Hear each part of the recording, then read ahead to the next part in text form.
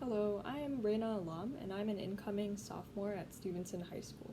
My project for Blue Stamp is the line following robot.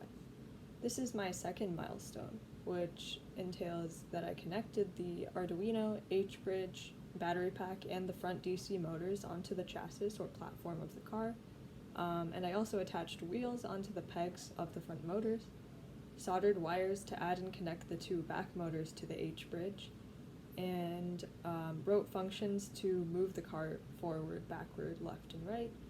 And so currently all the motors spin, the back motors following the corresponding front wheel. And lastly, one IR or infrared sensor is connected to the left-hand side of the car. And you can see here. This is the car so far, and I'll hold it up when I turn it on so that the wheels don't roll off the table. But here, you can see that the wheel is spinning and so is the motor on both sides.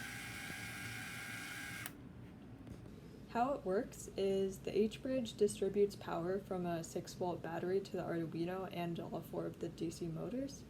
And the Arduino is connected to the computer, which lets me use the functions that I defined. And the IR sensor on the left side will be able to detect a black in order to help follow the line.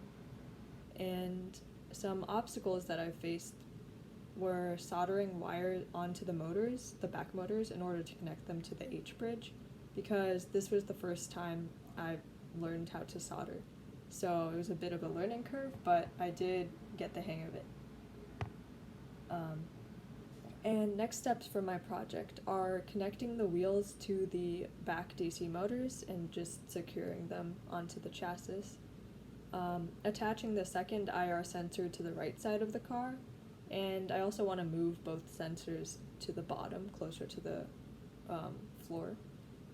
And once I have that second sensor connected, I can wrap up my program and then just physically create the track or line for testing and presenting.